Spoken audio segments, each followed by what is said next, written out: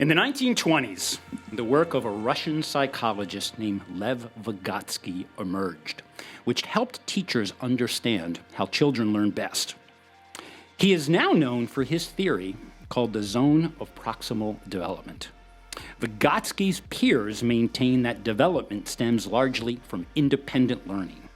Vygotsky, however, stressed the role of social interaction, and he believed that community plays a central role in the process of learning anything meaningful. In other words, teaching a child to collaborate with others is the best path to teaching them to think independently. Collaboration first, independence second. Tony Robbins is an American author and famous life coach. He is best known for his seminars and self-help books. His premise for adult development is underscored by a simple quotation: proximity is power. Robbins says, if you want to accelerate your goals into reality, get yourself in proximity with people who are playing the game higher than you. Surrounding yourself with people who are already successful allows you to model what is proven, helping you to accelerate your own development. And in other words, who you spend time with is who you become. Yet, in last week's New York Times Magazine, I read an article that is a cautionary tale for anyone who lives in the modern era. The article states, in the United States, there is a social crisis that we are only beginning to understand. Recent surveys indicate that isolation, emotional stagnation, and loneliness is reaching epidemic proportions among Americans. According to a 2018 Cigna Insurance survey, more than 40% of Americans feel their relationships are not meaningful and that they are generally isolated from others. 20% rarely or never feel close to anyone. Many people, men especially, have what the author called intimacy disorder. And the solution? Drop your devices, minimize the texting, minimize the email, go out and build friendships and communities face to face. Welcome to A Climb to the Top, Stories of Personal Transformation. I'm Chuck Garcia, your host for the next half hour. We are honored to be able to broadcast from the studios of 77 WABC, our inaugural show.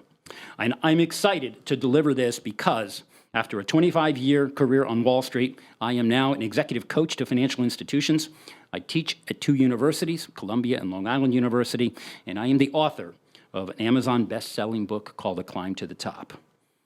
We start today's show, with all shows, with a premise in the rule of three, a Greek rhetorical technique that I teach. And I state, number one, we are all each other's teachers. Number two, everyone considers changing the world, but no one considers changing themselves. And number three, people don't care how much you know until they know how much you care. With that, it is my pleasure and an honor to introduce our first guest for A Climb to the Top, Stories of Personal Transformation on 77 WABC Radio. His name is Adam Connors. And Adam, we are honored and we are blessed to have you in the studio today. Welcome to A Climb to the Top. Wow, how about that? I am honored myself. I am humbled. And Chuck, I was just sitting back, and I'm just, it's tough to be a participant. I just want to watch you and listen to you and learn from you. Well, that, Adam, is the foundation of our show, and in that what I talked about in your introduction is exactly what you preach, and we'll get into that in just a second.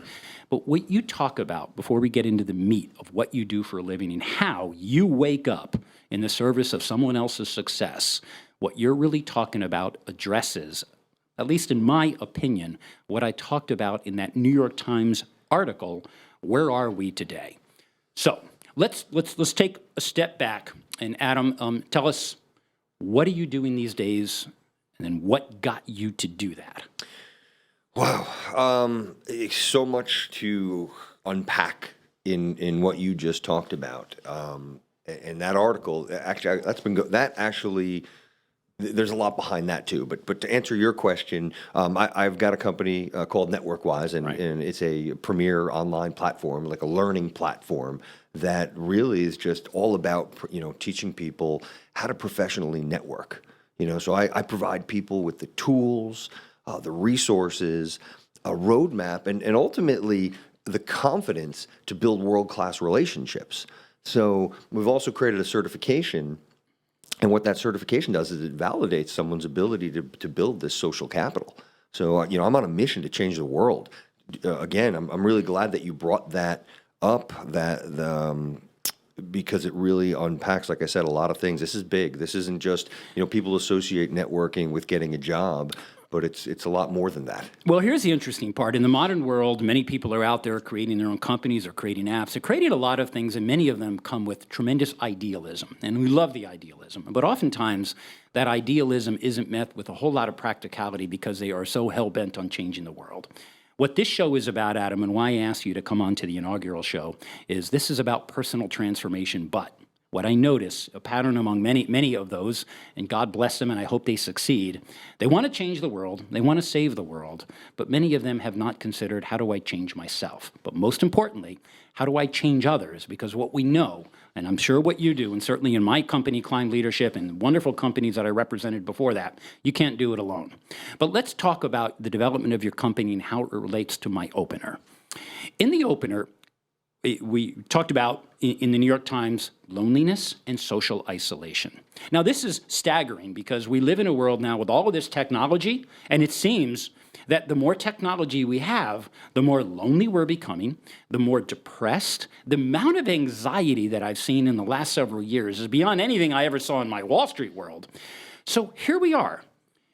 Is your company, did you start that in response to solving the problem? Are you filling a need? Or is there a gap here that no one else seemed to think is achievable as it relates to your business? All the above.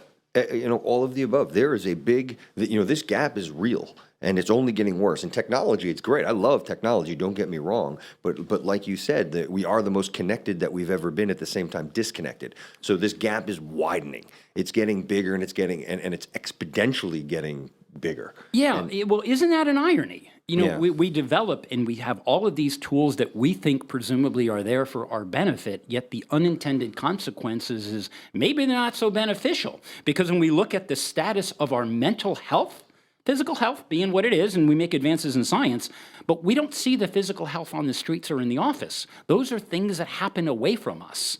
When we come to the office, we come to play basketball, you come to a team event. That social isolation is often written right in somebody's face. It is manifested in their behavior. What happened? Yeah. Well, I first think that technology, there's good and there's bad to technology. And in some respects, it's good because it offers you more tools and platforms to be able to connect with people. But again, you need to keep in mind that that's superficial. Right. You can never replace this face-to-face. Like physically, scientifically, you release oxytocin when you look someone in the eye, when you touch them. There's oxytocin that's released. That doesn't happen with technology, even over Skype. You can't. That just doesn't happen. Right. So, but I also want to take it back a little bit because in the UK in 2017, they launched a Minister of Loneliness. So they've identified this. They're a couple of years ahead of us, and I think that's what prompted. You just blew my mind. Hold on. They appointed. Let me make sure I get these words right. The minister. Well, let's just say Minister of Finance, Minister of Transportation, Minister of Airports, Minister of Food. What the heck? Minister of Loneliness. 100%. My goodness, I've not heard this. Yeah. So do we have to ask why? Yeah, well, they do. They're ahead of it. They're seeing this. They're seeing all those things that you talked about, the isolation, the depression. It's showing up. My God, I have so many statistics about how much it's costing them. Because people aren't, they're not as engaged in work. They're not showing up at work. They're feeling left out. There's this ripple effect of what's happening. And actually something that happened recently, again, in the UK, is they now have, it's called a chat bench.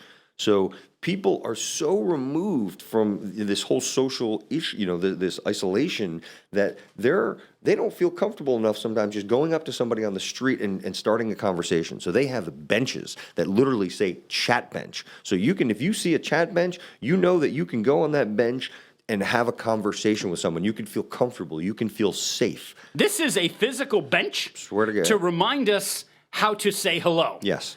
Otherwise, in the absence of a bench, what the heck, I'll just send a text. Yeah. And the text, no release of the hormones that connect us. Yes. Yet we do it anyway because it's pretty easy. Yes. Is that why we do it? Because it's easy and it's comfortable?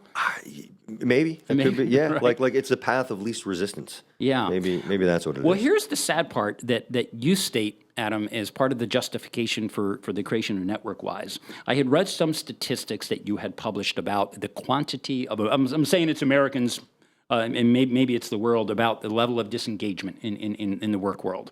And it was, I'm sure there are different tiers, but I think you stated that 87% of employees are feeling disengaged at work. Yes. Now if only 13% of the people are feeling engaged, suffice it to say we've got a productivity issue. No question. So they're sitting around languishing at work wondering, when is the clock going to tick 5 and when am I going to get out of here? Correct. I call those people the 501ers. The 501ers. So they're out the door at 501? 501. It's just a job. They are just there. They are just there just to get a paycheck, and that's it. Well, I want to get the words right because just to support what we've been saying, that an employee's work. So if they are feeling disengaged, I think you also said that only about 30% feel they have a really good friend at work. Yeah, and here now we're talking about proximity. You feel good at work when you feel connected to someone who makes you feel that you have a heart, that you have a personal connection. This isn't just the work,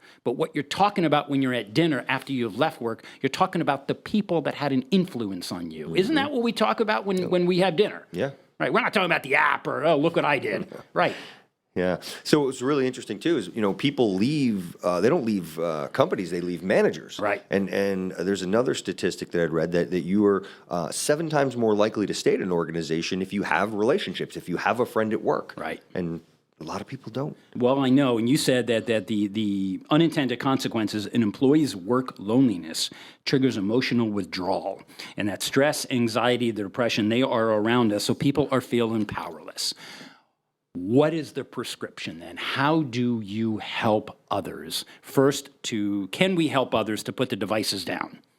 And if we did that, how do we help others come to the conclusion that not that they're bad, but they're not helping in changing them in a positive way. If anything, they are changing, let's just say, in a negative way because of the consequence of loneliness and anxiety. Yeah. It's I guess it starts with education. They don't realize, a lot of times people don't realize something until it's a little too late. Right. So there definitely people need to be edified. Right. They need to know that this is real. That this is because this is happening fast. It is. It's happening at an accelerated pace. But look at I know you've got kids in high school. When they're taking biology and anthropology and English and social studies. Anybody learning a course called Network Connections? How to win friends and influence people? Nope. How to connect with somebody on an emotional level and the power of emotional appeal? Nope. I am flabbergasted because it seems that by the time we get to the adult life, much of the stuff that we have learned, has been rote memorization. Congratulations, you got an A. And then they get out into the working world and they realize, oh my God, what's missing here? You're 100% right. And what blows my mind is there's a famous professor and sociologist, Ron Burt. He's at the, are you familiar with Ron? Yeah, no, I know you speak of him in your work. Yeah, so he's at Booth, I think. Chicago. Chicago, I'm sorry. Yeah. I think #1, depends on what poll, Yeah. MBA program in the world. And he says the #1 career skill that you can have is having a large and entropic network. Right. That's why people go for these MBAs. A lot of the schools are teaching the same stuff, but what separates them are the people that you're going to surround yourself, those top 5 people that we talked about. Well, I know particularly, and I teach in graduate school in both Columbia and at LIU in the MBA program at JP Morgan. And when I ask people what is their justification, why are you in school? And many of them, without having said it quite this way, but what they're really saying is, Adam, any individual, whoever they may be, is the sum of 3 things. The sum of the paths they follow, the lessons they learn, and then number 3, the big one, the people they meet. And if, in fact, we are an average of the 5 people that we meet, and we are on a particular path, who's teaching people to take the right path that's going to meet the right people, that's going to put them in your zone of proximal development so that you may be happy and fulfilled at work? Right? Yeah. It's not happening. Okay. So, this is so You could look at this as this is a burden or this is an opportunity. So let's put a positive spin on the opportunity. I know that when you developed NetworkWise, you used 3 key words when you were talking to me. And the 3 key words began with the letter C. The ability to connect, collaborate, and the most important part, maybe more important than the other 2, is cultivate. Because we seem to have lost the art of cultivation because we'll settle for a few hundred likes on Facebook, but have you cultivated anything with the like? No, because we're so busy trying to get to all of our friends and like them. That's not a bad thing, but it's a very surface layer way of how we're connecting. So what do we do? In England, we have a bench to remind us to say hello, and that's hysterical. I'm walking the streets of Midtown. I haven't seen any benches. I haven't seen any billboards to say, do me a favor and say hello to the guy right next to you. Yeah. What do we do? So it's got to start, again, getting back to education, but it's got to be your intent. It's got to be authentic. Like, you need to really, want to, you need to understand the value of this, and you want to better people. You want to, help them out. It's not about what you can get. It's about what you can give. Okay, let's focus on that. I'm glad you said that, because I think that this could be, we want to leave our listeners with the takeaways first to help them understand both the importance of what you're discussing, as well as we've already discussed the consequences. So we don't need to speak of that anymore. But your point is, first, creating the awareness that this matters. And that's just not just important for your success, it's important for your happiness and your well-being. And yet we ignore it because we seem to have other priorities, because society seems to tell us that your priorities are elsewhere. Yet by the time I work with people in mid-career, many of them are promoted on the strength of their technical competence.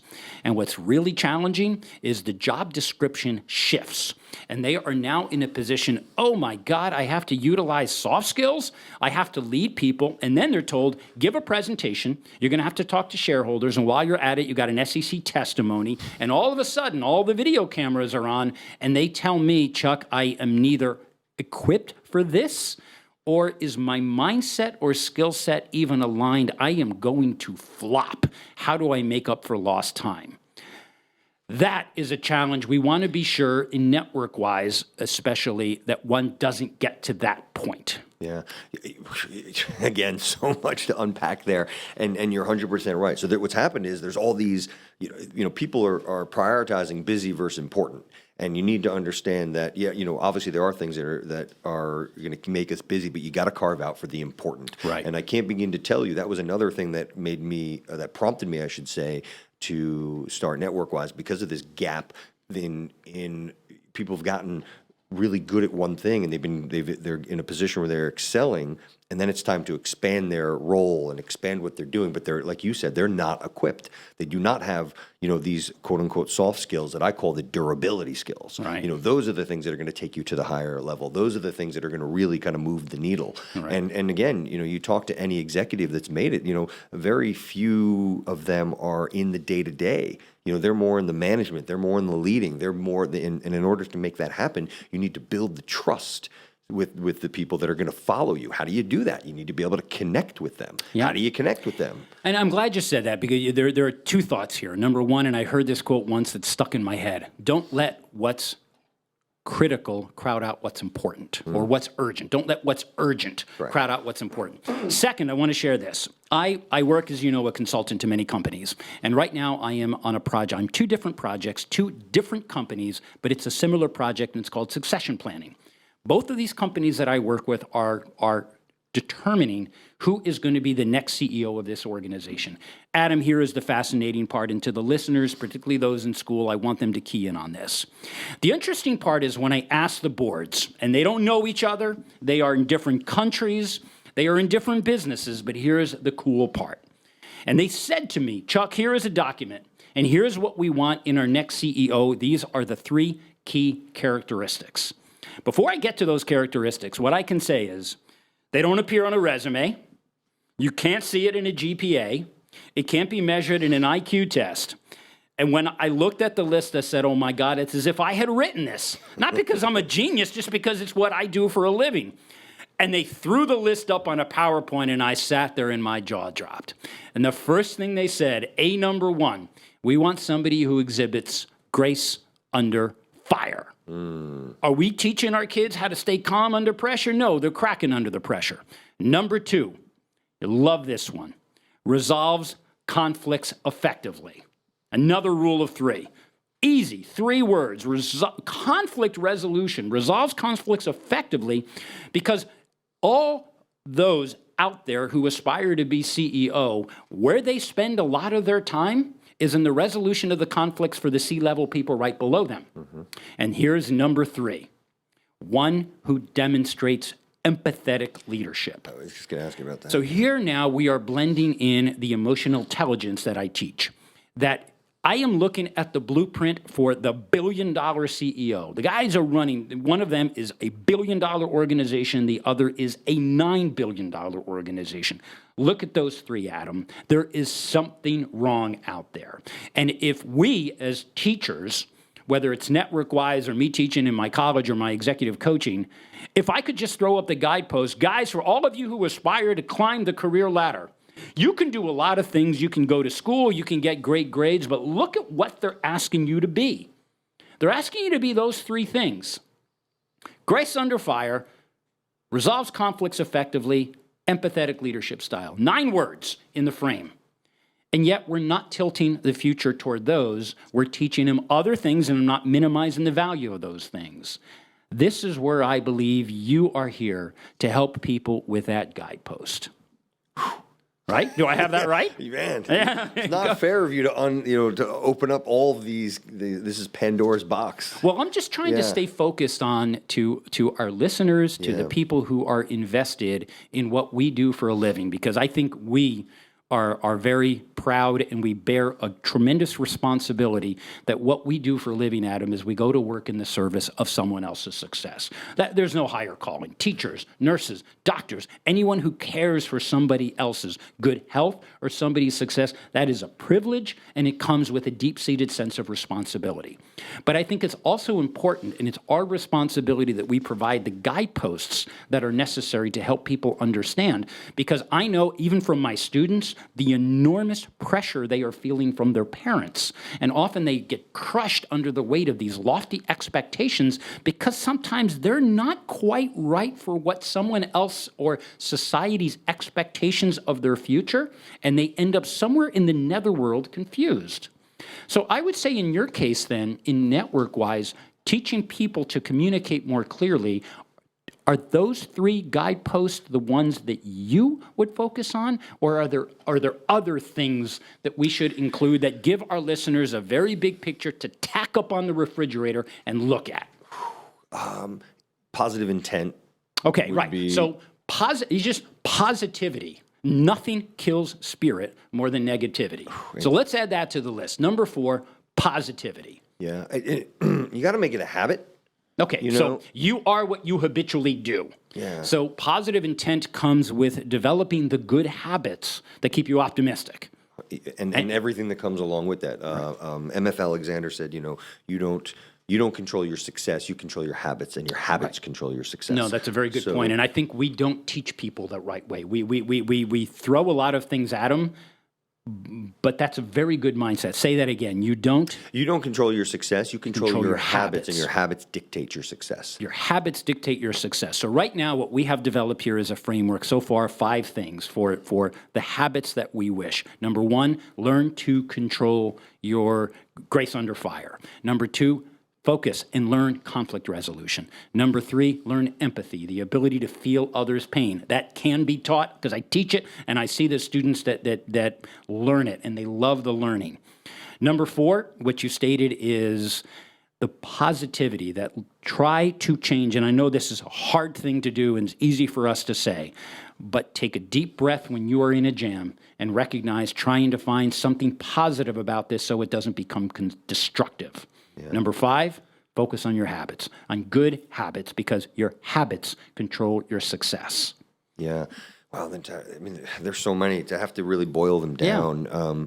You need to also, again, look for the good in others. and highlight the other the things that you can do to benefit those other people. Yeah, and that's a great point. I think as leaders, sometimes you look at someone you work with and they bring strengths and they bring weaknesses, and that's okay. And when you build a team, particularly you build a basketball team, you're going to have different positions. They're different heights. They do different things with the ball. Same in an organization, that we seek to maximize the strengths of the individual, not ignore the weaknesses, but recognize if everybody comes to the table with a different set of strengths, then that's a good place to be. And sometimes I think there's too much obsession on trying to work on the weaknesses.